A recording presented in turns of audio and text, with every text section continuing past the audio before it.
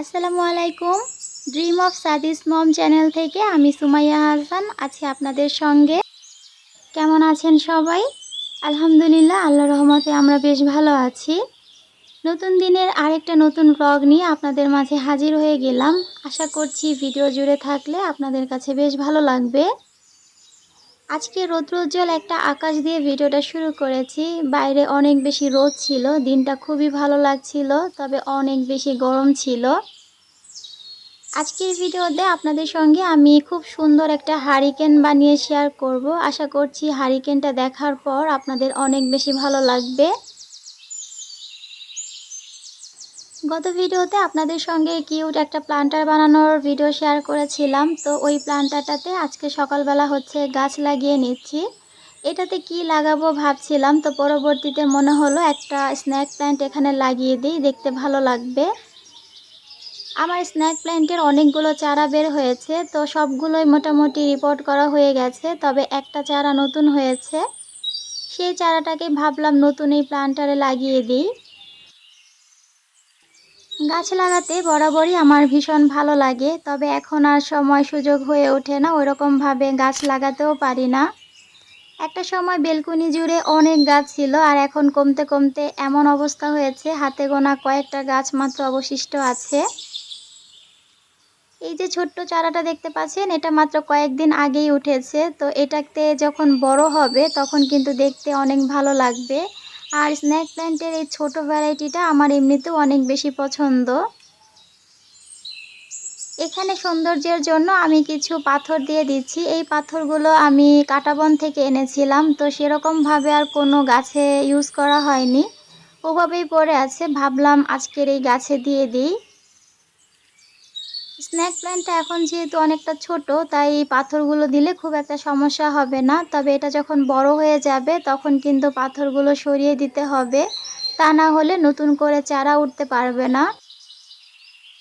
গাছ আমার বরাবরই ভীষণ প্রিয়, তবে স্ন্যাক প্ল্যান্টটা একটু বেশিই পছন্দ, কারণ এই গাছটার কিন্তু খুব একটা যত্ন করতে হয় না, সেই সাথে এটা অনেক বেশি অক্সিজেন সারভাইভ করে, যার কারণে এই গাছটা আমার অনেক বেশি ভালো লাগে।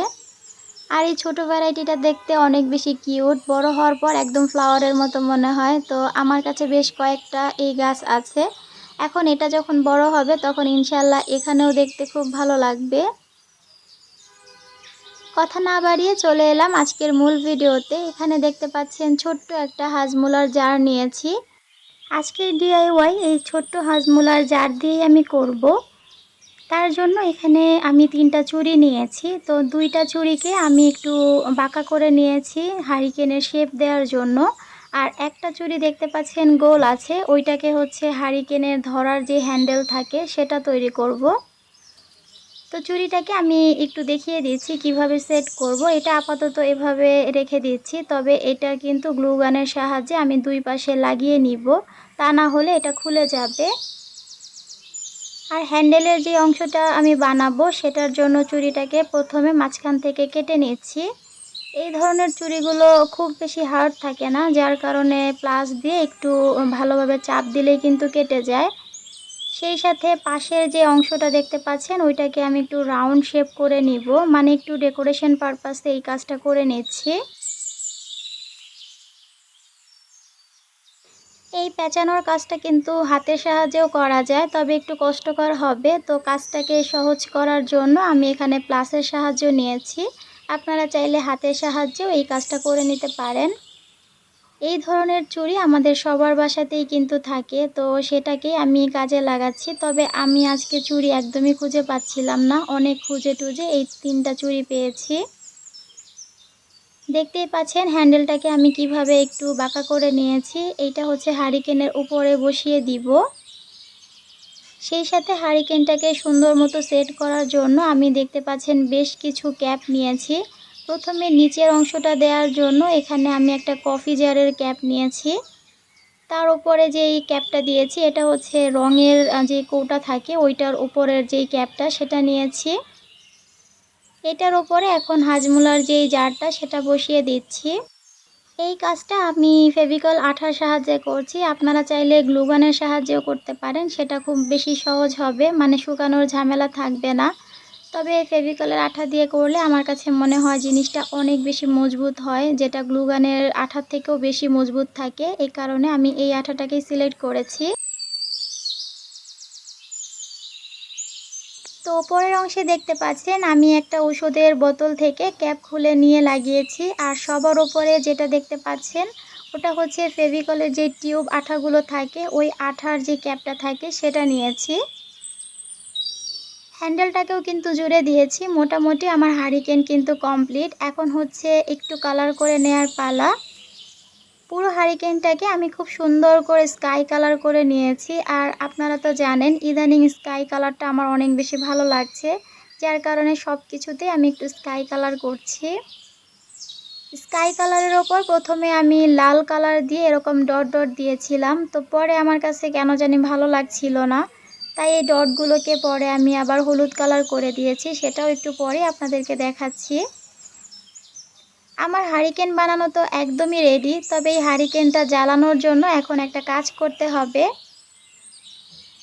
এখানে আমি দারাজ থেকে একটা ফেরি লাইট নিয়েছিলাম, বেশ কয়েকটা নিয়েছিলাম, অবশিষ্ট একটাই আছে, বাকিগুলো সব পিকু নষ্ট করে দিয়েছে।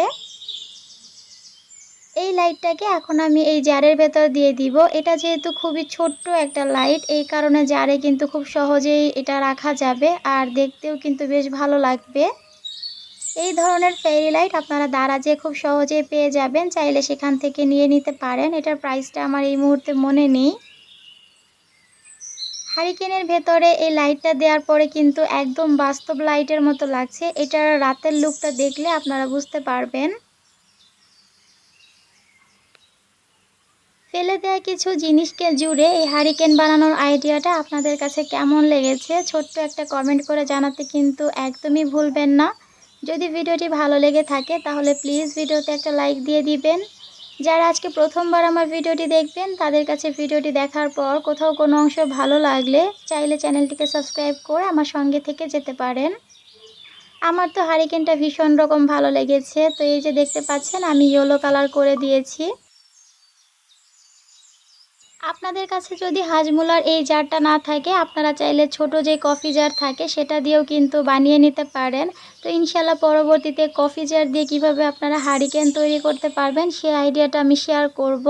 এই মুহূর্তে আমার কাছে স্টিলের চুড়িগুলো অ্যাভেলেবেল নেই, যার কারণে দেখাতে পারছি না, তবে যখন কালেক্ট করতে পারবো তখন শেয়ার করব।